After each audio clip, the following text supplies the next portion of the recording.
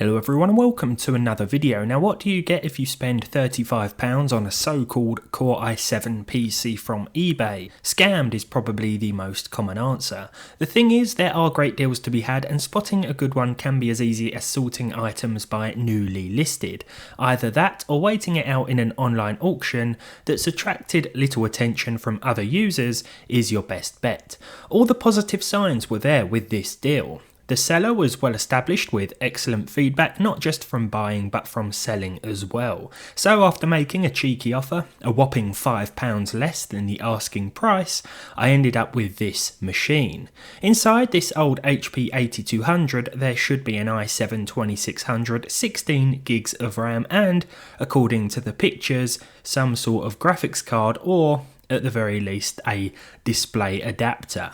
I don't think I've ever seen a GPU with just 4 mini DisplayPort connectors, so that means that even if it's terrible, it should at least be something we've not tested before. Now for a bit of context, the i7 2600 sells for as little as £20 here in the UK these days on its own, and building a Sandy Bridge system once we've factored in the motherboard, GPU, PSU hard drive, etc, well, we're looking at a lot more than £35 in total, but then again, a custom build will have better parts and potentially more upgrade potential.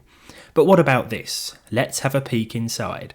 Cracking open the side panel reveals a 320 watt PSU, a 1TB Dell Constellation enterprise level hard drive, as well as a USB adapter which gives us USB 3 connectivity at the back.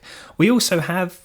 oh no, we've got a Quadro NVS card on our hands, lads. Not to worry, we can replace this, but we'll need to go for a low power upgrade that doesn't require any connectors, or we can get an aftermarket PSU adapter, because the current PSU is, as expected, a proprietary unit hooked up to a proprietary board. This is something to watch out for with these used systems if you are thinking of getting one.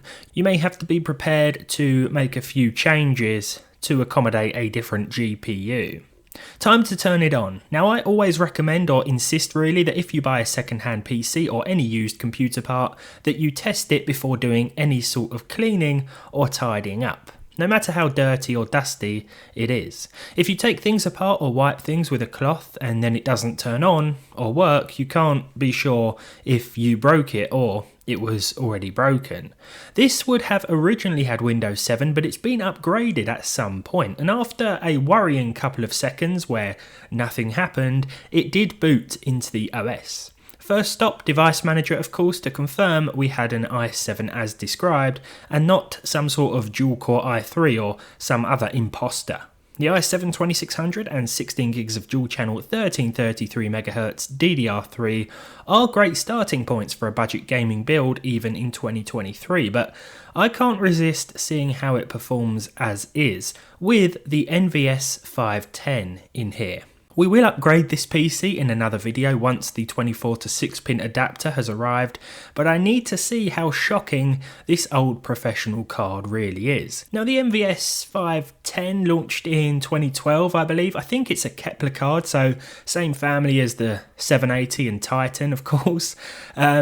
I think this was about $450 US price wise. A professional card of course, so a bit more expensive. It's got 2 gigs of DDR3 and it does support DX11, so it will run games like Apex Legends here, albeit at 720p low.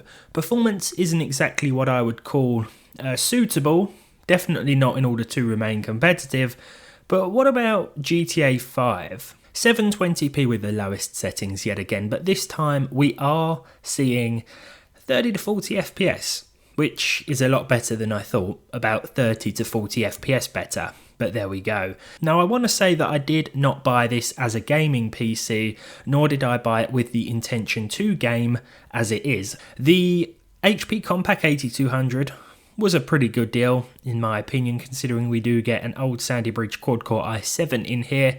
This chip will struggle in some modern titles for sure, but as a whole for £35, the equivalent of €40, $45, I think this is okay, and I think we'll see what upgrades we can make to it in the next one. This thing is crying out for a new GPU and an SSD as well. But if you enjoyed this one, leave a like, leave a dislike if you didn't.